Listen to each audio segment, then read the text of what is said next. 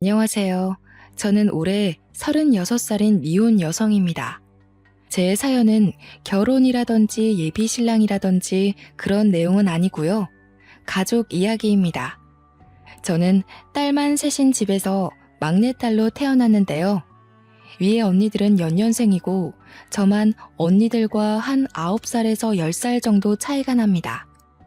이 얘기를 하면 주위에서는 막내딸의 늦둥이라서 사랑 많이 받고 자랐겠다고 부러워들 했지만 그 말을 들을 때마다 저는 그저 웃으며 자리를 피합니다. 저는 남들이 부러워할 만한 애정을 받아본 적이 없거든요. 오히려 그 반대로 부모님의 무관심 속에서 컸어요. 부모님 원망도 많이 했는데 오늘 이 시간을 통해서 부모님을 향했던 어리석은 미움을 털어버리고자 컴퓨터를 켰습니다. 저는 딸 집안의 막내딸로 태어나 아직 미혼인 상태인데요. 반면 언니들은 둘 다 시집을 갔습니다. 제가 막 20대가 되었을 때 언니들은 아빠가 소개해준 형부를 만나 결혼을 했어요. 저희 집에는 우리 자매가 상당히 꺼려하는 엄한 아빠가 있고 친구처럼 편한 엄마가 계십니다. 언니 둘은 결혼을 해서 집을 나가고 없으니 저만 부모님과 같이 살고 있었어요. 언니들이 집에 없으니까 부모님의 관심이 그나마 저한테 집중되었는데요. 자식이라고 저밖에 안 남았으니 집중할 수밖에 없어서 옛다 애정 받아라 그런 느낌으로 관심을 받았던 기억이 납니다. 원래부터 그렇게 자라왔기 때문에 이 서운함조차 저는 익숙한 사람이었습니다. 우리 집엔 아들이 없어서 부모님한테 장녀가 너무 중요했고 연년생인 둘째 딸의 뒷심 또한 장녀 못지않게 중요한 존재로 대우받았어요. 제가 초등학생일 때 부모님은 고등학생 언니들에게 휴대폰을 해주고 교복 맞춰주고 학원 보내준다고 돈을 왕창 쓰시고 제게는 떡볶이 한 컵 사주신 적이 없으세요. 제가 중학생일 때는 학원은커녕 언니들 취업 때문에 정신없어서 저를 돌봐주지 않았죠. 또 제가 대학을 입학할 당시에 부모님은 언니들 결혼 혼수 대준다고 돈을 쏟아붓던 시기라서 여윳돈이 바닥난 상태였습니다. 제게 첫 등록금만 내주시고 나머지 등록금은 제가 따로 장학금을 받거나 알바해서 번 돈으로 메꿔 넣었죠. 언니들이 학교 다닐 때는 아빠가 직장인이었거든요. 그래서 언니들은 학교 다닐 때 알바 한번 해본 적 없고 등록금뿐만 아니라 용돈까지 챙겨받았던 걸로 기억해요. 저 때는 아빠가 퇴직했던 때라 아빠 힘에 부쳐서 해주고 싶어도 그럴 수 없었다는 거 이해합니다. 그래서 저도 따로 불평을 늘어놓지 않았어요. 물론 저는 집에서 거의 없는 존재나 마찬가지여서 사춘기 투정 부릴 곳조차 없긴 했어요. 언니들 뒤에 가려서 매일 혼자 스트레스 풀고 놀고 그랬습니다. 언니들은 가끔 저더러 부모님이 성적 관리도 안 해주고 놀아도 신경 안 써서 좋겠다고 하는데 그 말을 듣고서 한참 사춘기일 때 저는 언니들이 나를 약올리는 건가 생각이 들었어요. 제가 불평만 안 했다 뿐이지 저는 부모님 관심 받는 언니들이 훨씬 부러웠으니까요. 여기까지만 말씀드려도 제가 어떤 환경에서 어떤 대우를 받고 자랐는지 대충 감이 오시지 않습니까? 다들 아들 하나 낳아야 되는 거 아니냐고 과거에 부모님한테 그렇게 잔소리를 해댔다는데 저희 부모님은 딸 셋이면 충분하다고 아들보다 딸이 속정 깊다면서 시대를 앞선 답변으로 주위의 간섭을 차단했다고 들었습니다. 그 마음이 제게까진 닿지 않았던 걸까요? 제 눈에는 부모님이 아들 없어서 언니들한테 뼈 빠지게 쏟아붓는 걸로만 보였거든요. 저희 아빠가 늘 호랑이처럼 지엄한 분이라고 말씀드렸잖아요. 그만큼 다가가기 어려웠다는 말인데 언니들조차 아빠랑 속 얘기는 거의 안 해봤을 거예요. 아빠는 평소 저희와 대화를 나눌 때 격식을 차린 자리에서만 저희를 불러다 나앉혀놓고 말씀하시는 분이셨습니다. 주로 사회생활 대처며 앞으로의 계획 등 이런 진부한 얘기를 할 때만 저희에게 대화를 시도했죠. 이런 대화만 하는데 어떻게 마음으로 가까워질 건덕지가 있었겠습니까? 아빠와 저희 자매가 친해지기 어려웠던 또 하나의 이유는 바로 시집이었는데요. 아빠는 늘 저희가 빨리 시집을 가길 바라셨습니다. 아빠는 택배를 하는 공무원이셨는데 정년 퇴직하기 전에 축의금 뿌린 거 거둬야 된다고 언니들이 나이 30대고 나서부턴 그렇게 결혼하라는 말을 입에 달고 사셨어요. 그래서 언니들은 그 성화에 못 이겨 아빠가 붙여주는 남자와 결혼을 서두르다시피 했습니다. 저는 말씀드렸다시피 언니들과 나이 차이가 좀 있어서 당시에 20살이었던 제게는 아빠가 차마 결혼하라고 재촉 못하더군요. 언니들이 나이 40일 때 저는 그때서야 30대가 되었는데요. 그쯤에는 아빠는 당연히 퇴직하고 연금을 받고 있었고 저는 돈을 보태어 부모님께 생활비를 드리며 직장 생활을 하고 있었습니다. 그런데 제가 30살이 되니까 아빠가 이젠 제게도 슬슬 결혼 얘기를 하시더라고요. 너는 언제까지 시집도 안 가고 이렇게 살 거니? 어디 좋은 남자 없어? 네 나이 되면 주변에서 소개팅도 들어오고 한다던데 어째 너는 그런 것조차 하나 없냐? 나는 아직 결혼 생각 자체가 없어. 주위에서 소개팅 들어와도 내가 안 받겠다고 하니까 아빠가 모르는 거지. 결혼하고 싶은 사람이 생기면 그때 돼서 생각해 볼게. 그게 언젠데? 아빠 죽으면 그때 갈래? 부모 하나 없이 결혼하면 그것도 요즘은 흠이다. 널 늦게 낳아서 그렇잖아도 우리가 사돈 될 사람보다 나이도 많을 텐데 우리 죽고 없으면 너 누구 손잡고 식장 들어갈래? 무슨 말을 또 그렇게 해. 그럼 내가 아무 남자 붙잡고 결혼했으면 좋겠어? 아빠 말대로 시기 맞춰서 억지로 결혼했는데 만약 불행하면? 그건 내 책임이라고 할 거야? 아빠는 결혼이 급하지 않다는 제 생각을 충분히 알 텐데도 저만 보면 결혼 얘기를 꼭 꺼냈습니다. 그래서 최대한 아빠와 말다툼하지 않으려고 아빠가 결혼 얘기할 낌새를 보이면 그 자리를 급히 피하곤 했죠. 그렇다 보니 예전보다 더 아빠와의 대화가 줄어들었어요. 엄마는 아빠가 퇴직하는 바람에 요즘 일도 없고 집에만 있어서 적적하다고 말동무 좀 되어주라고 하는데 저도 그러고 싶었어요. 그런데 매번 결혼 얘기로 이어지니까 선뜻 아빠한테 다가가는 게 좀 꺼려지더라고요. 한 번은 아빠의 쓸쓸함을 위해서 부모님이랑 함께 모처럼 소주 한잔 하는 시간을 가졌었는데요. 오붓하고 즐거운 분위기를 만끽하고자 했던 건데 아니나 다를까 아빠가 또 결혼 잔소리를 하는 겁니다. 언니들은 시집 잘만 갔는데 너는 왜 그렇게 못 가냐? 도대체 뭐가 문제니? 내가 네 언니들에 비해 너를 신경 못 써주긴 했지만 해도 너무할 정도로 남자를 안 만나니까 아빠가 걱정이 돼서 그래. 내가 안 만나고 싶어서 없는 거라니까? 솔직히 나는 혼자가 좋아. 결혼도 하고 싶은 사람이 생겨야 하는 거지. 그런 남자가 안 생기면 그냥 혼자 살아도 될 것 같아. 이거 싫고 저거 싫고 그래서 어떻게 결혼해서 남편이랑 어울려 살래? 혼자 살면 그건 뭐 좋은 줄 알아? 나중에 다 죽고 너 혼자 세상에 남겨지면 그것만큼 후회되는 일이 없을 거다. 아빠야말로 왜 이렇게 결혼에 집착해? 어차피 언니들 결혼한 걸로 아빠가 뿌렸던 축의금 다 거뒀잖아. 그럼 됐지. 뭘 나한테까지 바래. 뭐야? 거두긴 뭘 거둬? 아빠가 어디 남들 결혼식에만 돈 뿌린 줄 알아? 돌잔치며 백일잔치며 돈을 안 들인 곳이 없어. 누가 그러래? 그래서 내가 일찌감치 말해줬잖아. 나는 결혼 생각 없으니까 더 이상 돈 뿌리지 말라고. 아빠 멋대로 계속 뿌리고 다녀놓고 왜 나더러 그걸 갚으라는 건데? 적당히 좀 해. 그냥 예전처럼 언니들만 신경 써. 기분 좋은 저녁 식사 자리에서 결국 저는 아니 꼽게 말투가 나갔고 술 한잔 된 아빠는 제 버르장머리에 꼭지가 나가서 버럭 언성을 높였습니다.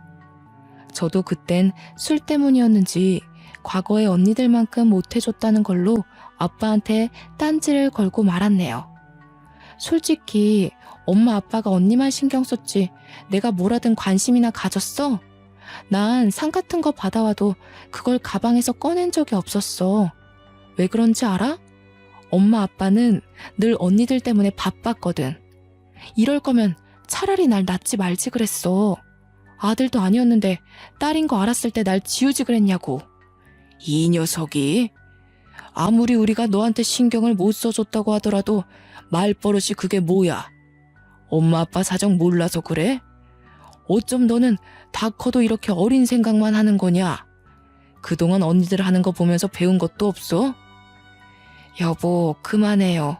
술이 많이 됐네. 그만 정리하고 잠자리에 듭시다. 윤희 너도 들어가서 잘 준비해라. 이건 내일 엄마가 정리할 테니까. 엄마가 제지하는 덕에 아빠와 저는 그쯤하고 그칠 수 있었으나 저는 그날로 아빠를 멀리했습니다.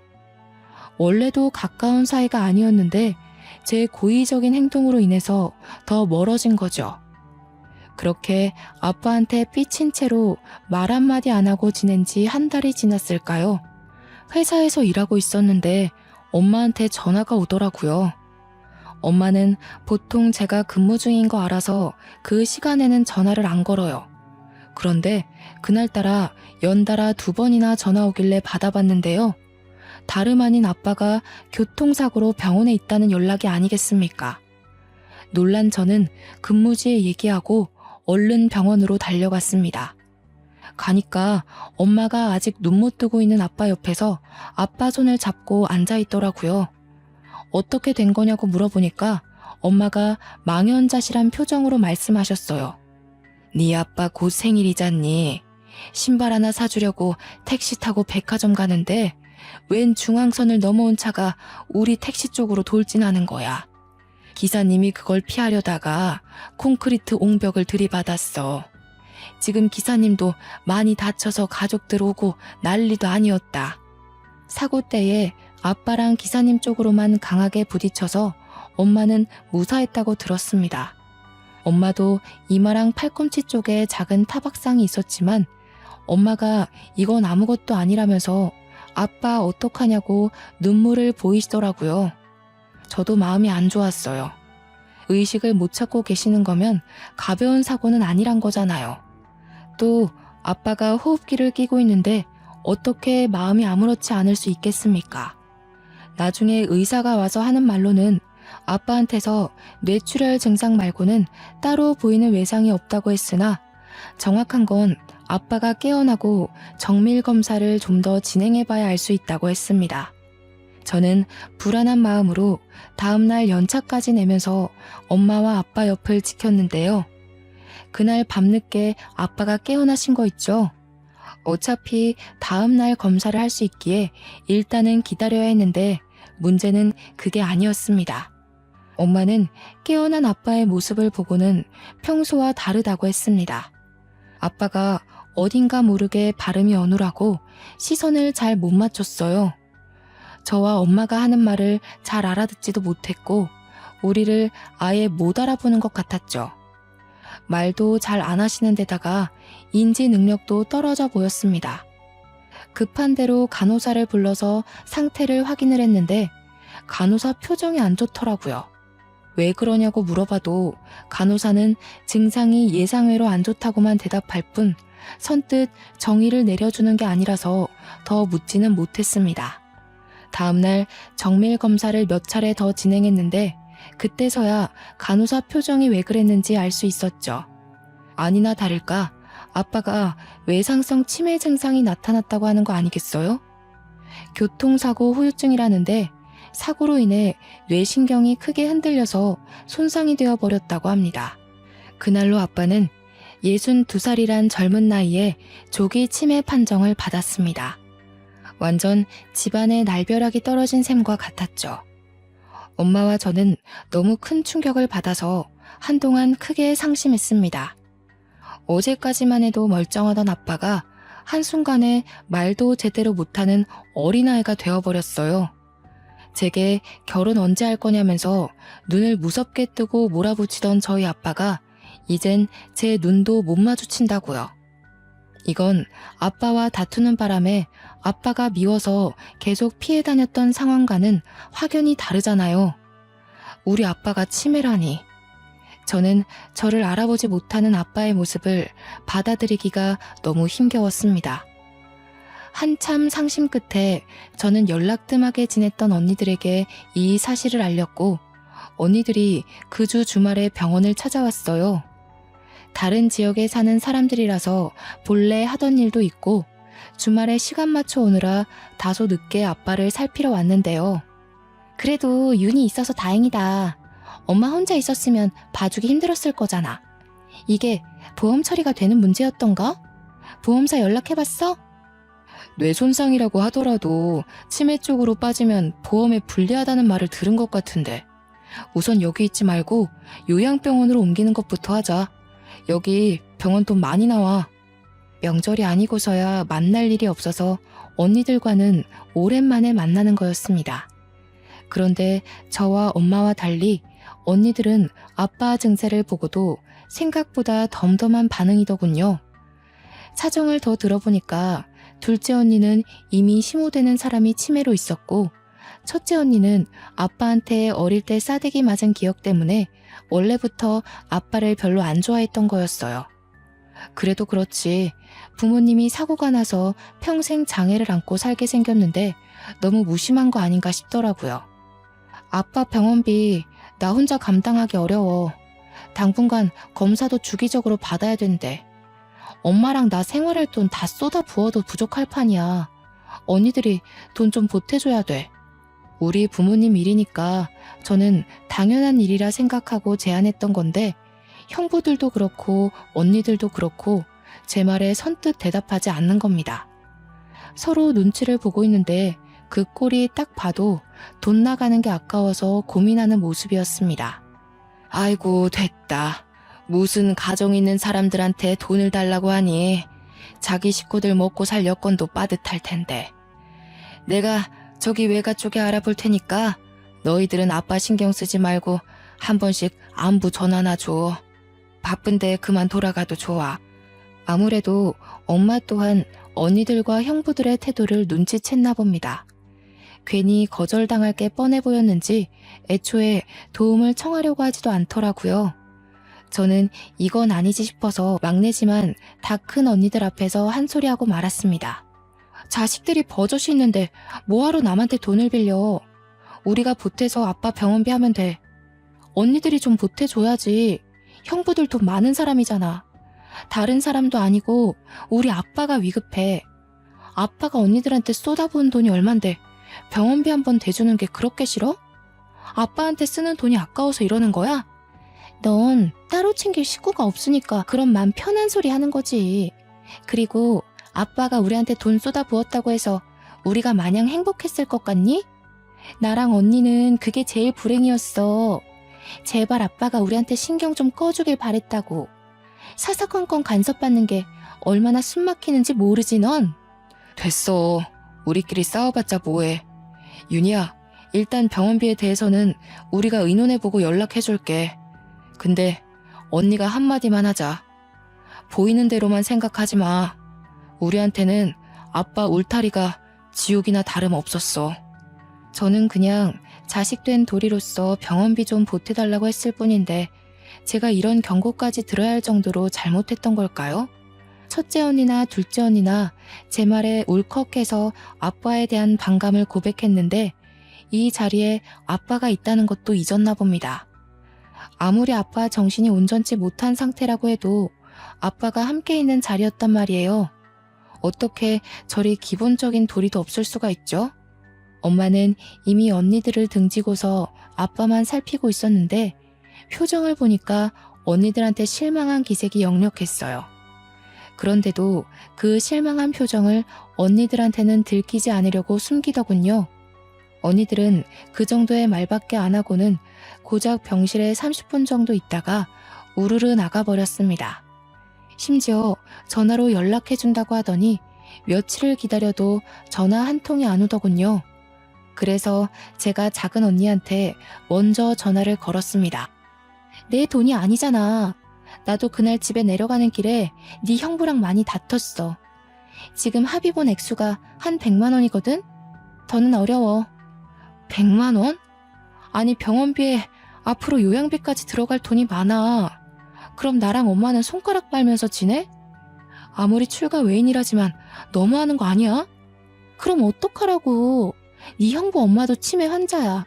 이미 거기에도 돈 엄청 들어가. 가뜩이나 애들 학비까지 대줘야 돼서 우리도 예전만큼 넉넉지가 않다고. 저도 우턱대고 돈을 달라고 할 생각은 없었지만 작은 언니가 말하는 태도가 너무 기분 나쁘더라고요. 그래서 몇 분을 더 따지고 들었던 것 같습니다. 작은 언니만 그랬으면 제가 이 정도로 우라통이 터지진 않았을 겁니다. 큰 언니라는 사람은 작은 언니보다 더 했는데요. 왜냐면 큰 언니는 고등학교 때까지 아빠한테 싸대기를 맞았거든요. 장녀라는 이유만으로 큰 언니는 가장 가혹한 훈육을 당해왔어요. 그래서 그런지 아빠에 대한 반감이 작은 언니보다 더 컸습니다. 아빠가 붙여준 남자랑 결혼하는 바람에 내 인생 망했다고. 네가 첫째의 고충을 알아? 내가 첫째라고 너희들 대표에서 얼마나 혼났는데. 네가 잘못해도 내가 맞고 윤정이가 잘못해도 내가 맞았어. 너라면 아빠가 곱게 보일 것 같니? 사춘기야. 언니가 지금 나이가 얼만데 사리분별을 못해? 아빠가 아픈데 그때 반감을 이렇게 풀면 어쩌자는 거야. 그건 그거대로 아빠한테 사과를 받던가 한바탕 싸우던가 뭘 하든 나중에 할 일인 거지. 여기서 그 얘기가 왜 나와? 네가 뭘 알겠니? 윤정이 집에서 100만 원 해준다고 했다며? 나도 100만 원밖에 못 해주니까 정 힘들면 네가 좀 아껴서 살아. 넌 네가 번 돈 너한테만 쓰잖아. 그리고 너는 아빠가 남자 안 붙여줬지? 그것만으로도 행운인 줄 알고 아빠한테 은혜 갚는다 생각해. 제가 결혼 정년기가 되었을 땐 아빠가 퇴직하는 바람에 어쩔 수 없이 아빠로부터 소개를 받지 못했던 거였는데요.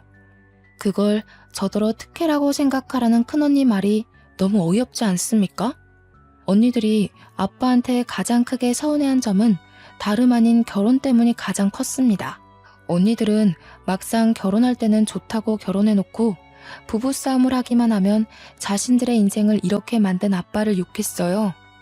아빠 덕분에 의사 사모님, 대기업 과장 사모님 소리 듣고 살면서 늘 불평불만이 많았죠. 저도 더는 구질구질하게 애걸하고 싶지 않아서 언니들에게 고작 200만 원의 도움만 받았고 나머지는 제가 아끼고 아껴서 모든 걸 해결했습니다. 어쩔 수 없이 대출까지 받으면서요. 그렇게 아빠가 태어날 때까지 부지런히 아끼며 살다가 의사가 더는 손댈 방도가 없다고 하여 아빠를 모시고 집으로 귀가하였습니다. 일상처럼 완벽하게 복귀될 거라는 기대는 당연히 안 했어요. 치매에 대해 많이 검색도 하고 조사도 해봤거든요. 그래서 매사에 불안한 마음으로 출근을 했는데요. 아니나 다를까 한날은 퇴근하고 갔더니 엄마가 급하게 외출 준비를 하고 있는 겁니다. 엄마한테 어디 가냐고 물었더니 아빠가 집을 나갔다는 거 아니겠어요? 엄마가 잠시 요리하고 있는 사이 아빠가 사라졌다고 했습니다. 놀란 저는 엄마와 같이 아빠를 찾으러 나섰고 그 사이 경찰에 신고까지 했어요. 다행히 아빠가 가지고 있는 휴대폰 덕분에 위치 추적을 해서 찾을 수 있었습니다. 그날 이후 엄마는 아빠와 자신의 손목을 끈으로 연결하고서 잠을 청했는데요.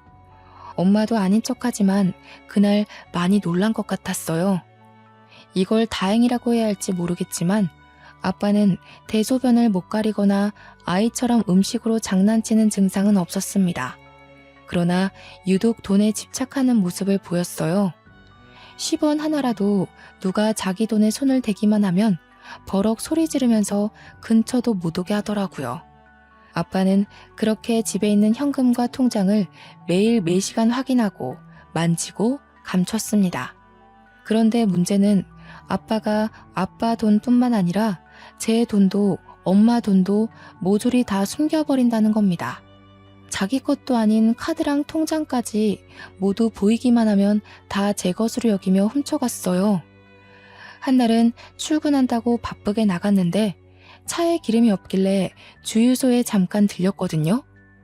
그런데 아무리 뒤져도 가방 속에 지갑이 없는 거 아니겠습니까? 전날 출퇴근할 때만 해도 지갑이 있었는데 다음날 아침에 없다는 건 퇴근 이후에 사라졌다는 거잖아요. 저는 아빠가 치매 걸리고 난 후부턴 퇴근하고 어딜 들린 적이 없어요. 무조건 집에 붙어 있었거든요. 그렇다는 말은 제 지갑이 집에서 없어졌다는 말밖에 안 되는데 그 순간 저는 쎄한 기분이 들면서 설마 싶더라고요. 엄마한테 전화했더니 엄마 생각도 아빠 짓이 맞는 것 같다고 하는 겁니다. 엄마가 아빠 자는 사이에 몰래 확인해서 있으면 빼내서 갖다 주겠다고 했습니다. 아빠의 이런 행동은 제가 근무지에서 일 때문에 예민해진 날이면 좀 스트레스로 와닿았어요. 그래도 참을 수 있을 정도라 여태 직접적으로 따지지는 않았죠. 저는 차를 몰고 집까지 결국 돌아갔는데요. 아무리 기다려도 엄마가 안 나오는 겁니다. 다시 전화했더니 이젠 전화도 안 받더군요. 결국 제가 올라갔는데 문을 열자마자 싸우는 소리가 들렸어요.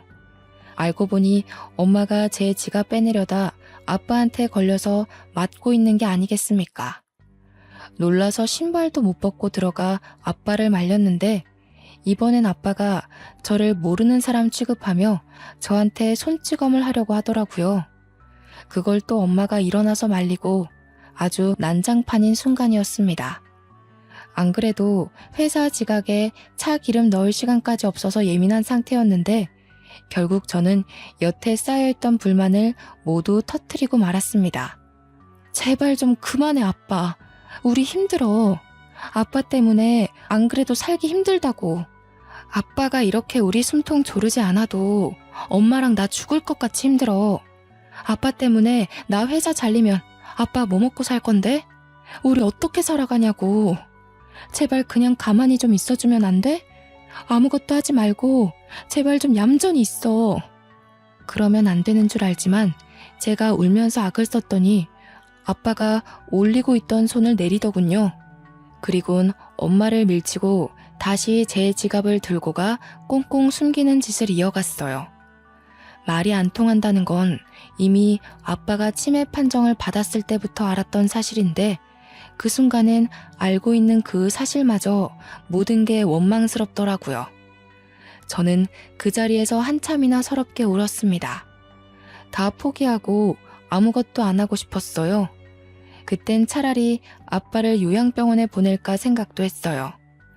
그런 생각을 입 밖으로 꺼낸 적은 없는데 제가 지쳐 보이고 금방이라도 다 내려놓을 것처럼 보였는지 엄마가 한날 저한테 그런 말을 하더라고요. 우리 윤희한테는 해준 게 없는데 엄마 아빠가 참 모질게도 끝까지 이러지? 엄마가 너한텐 항상 미안해. 늘 언니들한테 선수 뺏겨서 많이 억울했을까.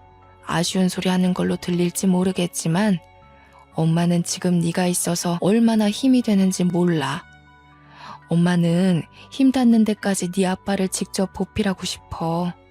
참 염치 없지만 미안하구나, 딸아. 저는 아빠가 싫어서 이렇게 피폐해진 게 아니었어요. 그냥 상황이 그럴 수밖에 없었을 뿐이라고 봐요.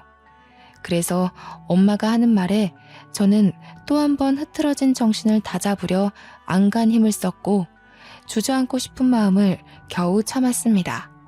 그렇게 얼마 후 제 생일이 다가왔는데요. 주위에서 저더러 생일 축하한다고 술 한잔 하자는 약속이 많이 들어왔는데 그날은 제가 왜 그랬는지 생일만큼은 집안 생각을 하고 싶지 않아서 친구들과 보내게 되었죠. 엄마한테 문자로 오늘 생일이라서 늦게 들어갈 것 같다고 해버렸어요. 아빠가 치매 걸리고 난 후 처음으로 친구를 만나는 날이었죠. 엄마는 흔쾌히 알겠다고 해주셨고 생일 축하한다는 메시지도 함께 보내주셨습니다. 그 자리에서 저는 동료 직원 제안으로 남자까지 소개받으며 분위기를 즐기려고 애썼어요. 다들 저를 세상에서 가장 중요한 사람처럼 치켜 세워주며 태어난 것을 축하해주는데 시궁창 같던 삶에 빛 한 줄기가 새는 느낌이더라고요. 아, 그래. 나 원래 이렇게 살았지. 바깥 세상은 이리도 아무렇지 않게 돌아가고 있었지 싶었습니다. 그런데 그 즐거움을 만끽하는 것도 그리 길지 못했어요. 중간에 엄마한테서 전화가 왔는데 일단 한 번은 안 받았어요. 그리고 두 번째 왔을 때는 제가 문자로 답을 했는데요. 엄마한테서 바로 답장이 오더라고요. 아빠가 저를 찾으려고 집 앞에 나갔다가 사라졌다는 겁니다. 걱정은 되었지만 아빠가 사라지는 경우가 종종 있었기에 제가 우선 경찰에 신고하겠다고 엄마를 안심시켰습니다. 그렇게 몇 시간 후 이 차를 가기 위해 장소로 옮겨갈 때 엄마한테서 다시 걸려온 전화 한 통을 받게 되었는데요. 그날은 제 인생에서 가장 후회가 되고 아직까지도 제가 제 생일을 더 이상 축하하지 않게 된 계기가 된 날이기도 했습니다. 윤희야, 어떡하니? 네 아빠가 죽었다. 내가 잠시 네 아빠 모자 챙기러 올라갔다 온 사이에 네 아빠가 또 사고가 났어. 그런데 네 아빠가 숨을 안 쉬어. 윤희야, 어쩌니? 네 아빠 어떡하니? 그 전화를 받고 나서부터 제정신은 온전치 못했습니다. 어떻게 집까지 갔는지 구체적인 기억이 없어요. 그냥 어디 가냐는 동료들의 말에 미친 듯이 택시를 잡고 병원에 갔다는 느낌 정도만 남아있네요. 그렇게 찾아간 병원에서 저는 들어가기 전부터 아빠를 발견했는데요. 이전처럼 병실에서 호흡기 끼고 있는 아빠가 아닌 장례 차량으로 이송 중인 아빠를 발견한 거였어요. 천으로 똘똘 감싸져 있는 탓에 엄마가 아니었다면 아빠인 줄도 몰랐을 겁니다. 아빠는 뺑소니 사고를 당해서 그 자리에서 바로 눈을 감으셨다고 해요. 그 순간 얼마나 후회가 되었는지 모릅니다. 그냥 술자리 가지 말고 집에 갔다면, 내가 제 시간에 집에 들어가서 가족들이랑 생일을 보냈다면, 그랬다면 우리 아빠가 죽지 않았을 텐데. 나 찾느라고 그 차가운 길바닥에 나갔다가 아프게 돌아가시는 일은 없었을 텐데. 자책이 깊어지자 후회의 눈물이 흘렀고 아빠가 돌아가신 게 모두 저 때문인 것 같아서 정신적으로 너무 힘들었습니다. 아빠의 부고 소식에 언니들까지 그 새벽에 다 올라오고 저희는 정신없이 장례를 준비했어요. 형부가 상주를 서고 다들 장례 절차랑 비용에 대해 안내받는다고 정신이 없었는데 저는 구석에 박혀서 죄책감에 고개도 못 들고 바보같이 계속 울기만 했습니다. 그러자 첫째 언니가 약간 짜증을 내면서 저를 부르더군요.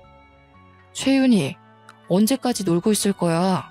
지금 갑자기 상나서 한 손이라도 더 필요한 거 몰라? 적당히 하고 와서 도와. 그런다고 아빠가 살아 돌아오시는 거 아니다. 너도 아빠한테 짜증 많이 냈다면서. 엄마 말론 아빠 때문에 네가 많이 힘들어했다고 그러던데? 너도 솔직히 그만하고 싶었을 거 아니야. 그리고 언젠가 일어날 사고였어.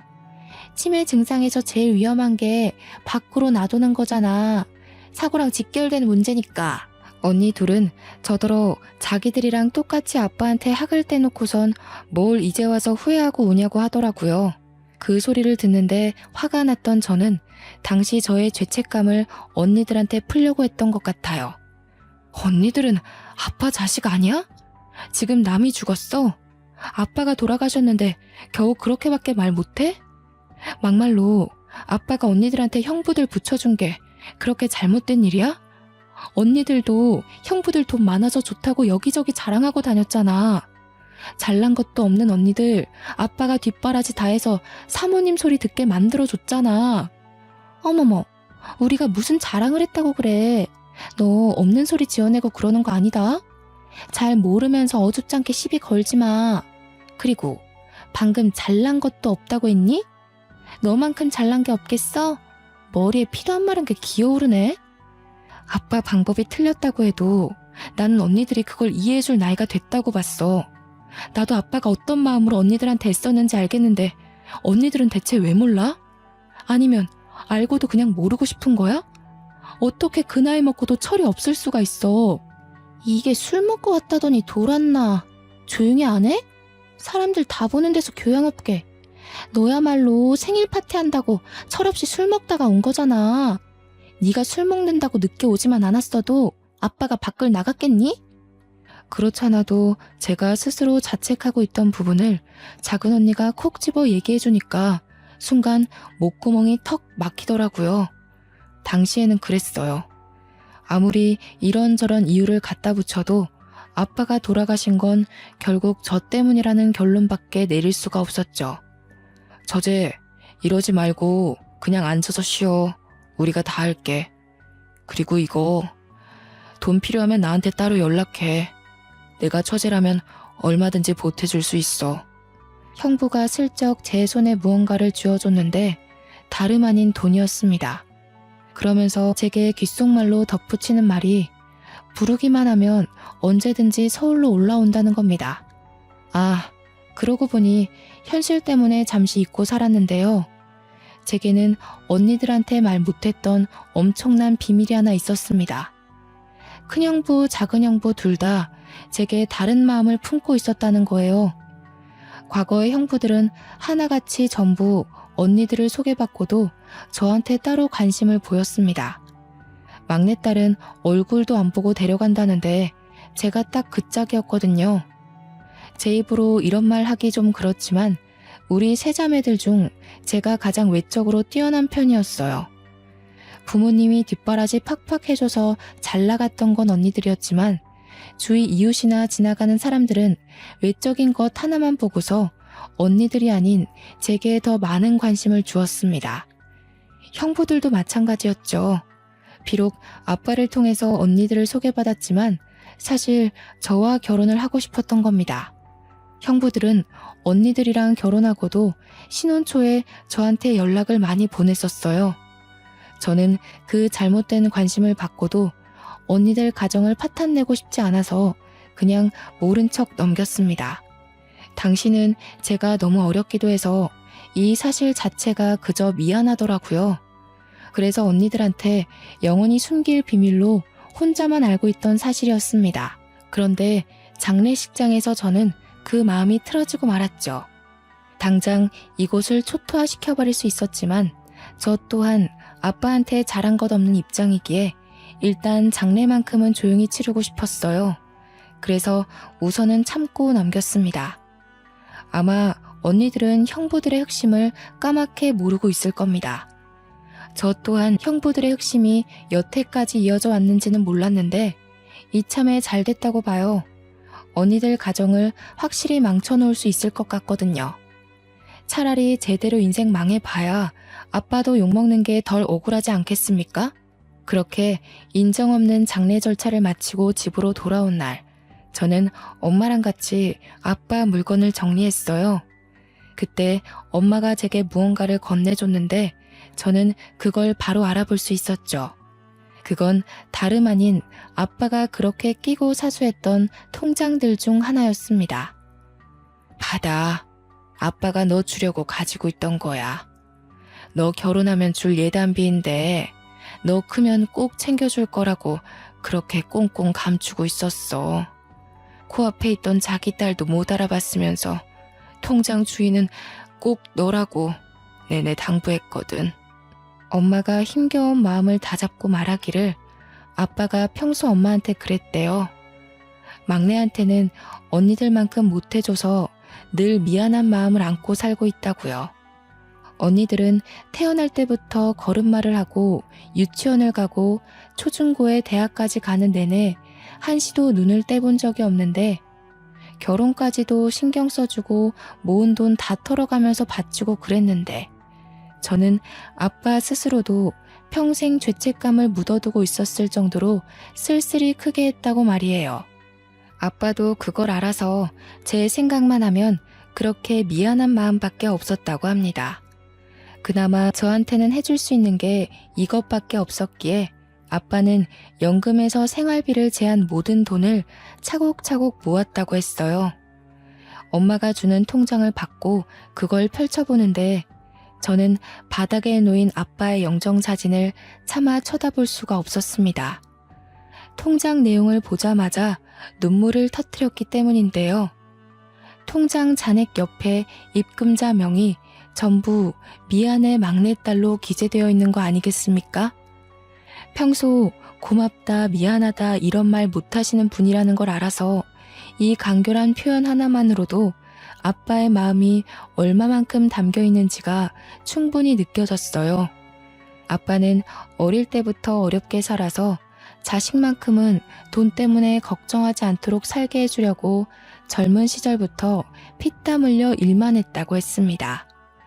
엄마가 옆에서 지켜보는데 단 한순간도 제대로 휴일을 보낸 적이 없었다고 했어요.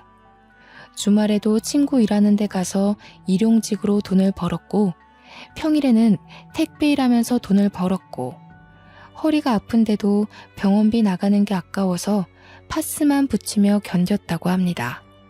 기억할지 모르겠는데 아빠가 치매 걸리고 나서 다른 건 다 기억 못해도 딸들 생일은 꼭 기억하더라고. 옛날에 그렇게 뼈 빠지게 일하면서도 너희들 생일에는 아빠가 꼭 휴일을 냈거든. 아빠한텐 그날이 유일하게 쉬는 날이었지. 그러고 보니 저희가 아주 어릴 땐 꼭 생일 때 외식을 했던 기억이 납니다. 전혀 인지를 못하고 있었는데 엄마가 말해주니까 생일마다 아빠까지 온 식구가 함께 있었던 장면만 떠오르더라고요.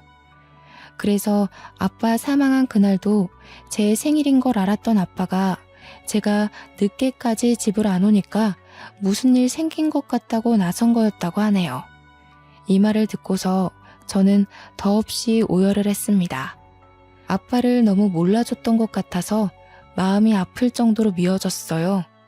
그러면서 동시에 언니들을 향한 증오는 갈수록 더 커지더군요. 그래서 저는 마음을 추스르고 난 후에 바로 일을 저질렀습니다. 형부들이 제게 전화했던 녹음 내용이랑 메신저 기록을 전부 언니 둘에게 보내버렸어요. 그 뒤로 언니들이랑 형부한테서 오는 연락을 받지는 않았지만 전화 오는 횟수로 보아하니 이미 집안이 풍비박산 난 게 아닐까 확신이 들더군요. 그리고 저는 연차를 연달아 내고서 엄마와 함께 휴양지로 가 마음을 더 추스르고 오기로 결정했습니다. 엄마랑 바로 다음날 집을 떠났어요. 언니들이랑 형부가 저희 집을 찾아왔을지도 모르겠네요. 이 글은 현재 태국에서 2주째 지내다가 시간이 나서 작성 중에 있습니다.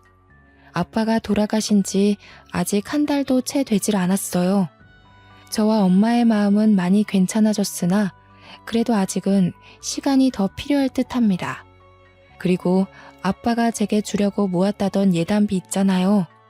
그걸 차마 다시 꺼내볼 용기도 없고 꼭 결혼을 해야만 쓸 수 있을 것 같아서 고이 모셔뒀습니다. 아빠가 원하는 대로 꼭 사랑하는 배우자와 결혼을 해서 훗날에도 아빠에게 받는 예단비로 기억하고 싶거든요. 아빠를 기억하는 평생이 가슴 미어지게 아프겠지만 저는 그래도 아빠를 잊고 싶지 않아요. 제 어리석은 마음 때문에 아빠를 외면하느라 못해드렸던 효도를 이렇게나마 갚아드리고 싶습니다. 영원히 아빠를 잊지 않고 마음으로 기억하면서 곁에 있는 것처럼 그리고 싶네요. 이렇게 아빠를 갑작스레 여의게 될 줄 알았다면 아빠랑 사진도 많이 찍었을 텐데 그게 가장 후회가 됩니다. 아빠랑 같이 찍은 사진이 단 한 장도 없더라고요. 사실은 아빠가 아닌 제가 너무 무심한 딸이 아니었나 싶습니다. 아직도 자꾸 아빠에게 모진말 했던 것만 기억이 나는데 이건 자식으로서 온전히 철없고 어리석었던 죄에 대해 벌 받는 거라고 생각해야겠죠. 제가 아마 제 생일을 다시 축하할 수 있을지 모르겠습니다. 축하를 받더라도 아빠를 꼭 찾아가 아빠와 함께하는 생일을 보내지 않을까 싶어요. 이제 와서 하는 말이 무슨 소용일까 싶지만 이 글을 쓰는 내내도 아빠가 너무 보고 싶습니다. 아빠한테 보고 싶다는 말을 해본 적이 없는데 그 처음이 하필 너무 늦어버려서 이렇게 허공에 대고 후회만 하고 있네요. 아빠가 다음 생에는 부유한 자식으로 사랑받는 남편으로 존경받는 부모로 태어났으면 좋겠습니다. 저희 같은 철부지 딸내미 말고 아빠의 마음과 노력을 알아주고 안아줄 수 있는 그런 가족을 만났으면 좋겠어요. 그리고 너무 늦었지만 마지막으로 아빠한테 한 번도 못했던 이 말을 전하고 싶습니다. 아빠, 키워주셔서 감사합니다. 가족을 위해 너무 수고하셨어요. 부디 위에서는 매일을 두 발 뻗고 편히 쉬시길 바래요. 우리 아빠, 내가 너무 사랑해. 안녕 아빠. 후회라는 게 이렇게 가슴이 아프네요. 다들 저처럼 벌받지 마시고 꼭 가족에게 꼭 사랑 표현 많이 해주셨으면 합니다. 이만 글을 마치도록 할게요. 긴 글 감상해주셔서 감사합니다.